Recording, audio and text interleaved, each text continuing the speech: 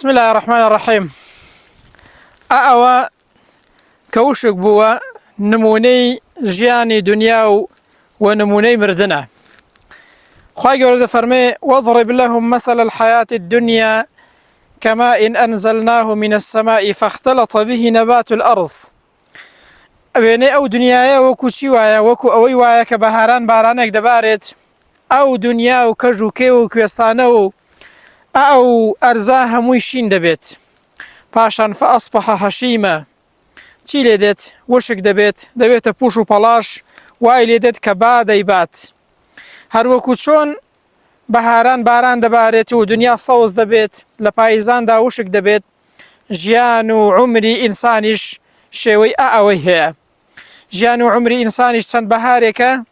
دواتر ئینسان مردنی بەسەردادێت و دەمرێت و هەروەها نامێنێت بۆیە ئەی ئینسان ئەگەر هەر پند وەرناگری پند لە دنیا وەربگرە و لەو کژوکێوە وەربگرە و لەو بوونەوەرە وەربگرە چونکە ئەو بوونەوەرە کە تەماشایکەی دەرس و پەندی لێ وەردەگری بۆیە خوای گەورە سەرنجمان ڕادەکێشێت کە تەماشای بوونەوەرکەین چونکە ئەو بوونەوەرە وێنەی ژیانی ئێمەیە هەر کەسێک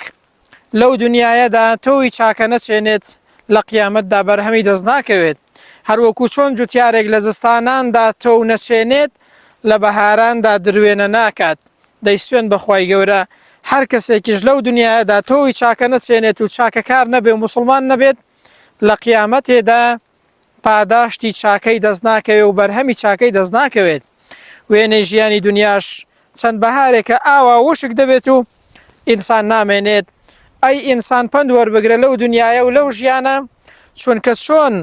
دنیا سەوز بوو لە بەهاراندا کاتێک کە هاتینە ئێرە هەموو سەوز و جوان بوو بەڵام ئێستا وشک بووە ژیانی ئینسانیش چەند بەهارێکە دوای ئەو ژیانە ئینسان دەمرێت و نامێنێت دەچێتەوە خزمەت پەروەردگاری خۆشی بۆ ئەو کەسەی کە پند لە ژیانی دنیا وەردەگرێت ژیانی دنیای بەدەرفەت دەزانێ پێش ئەوەی کە بمرێت چاکەکارە و موسڵمانە و بە توێشوەیەکی باشەوە دەچێتە خزمەتی خوای پەروەردگاری خۆی وەسەلام عەلەیکم وەڕەحمەتوڵڵاهی وەبەڕەکاتوهو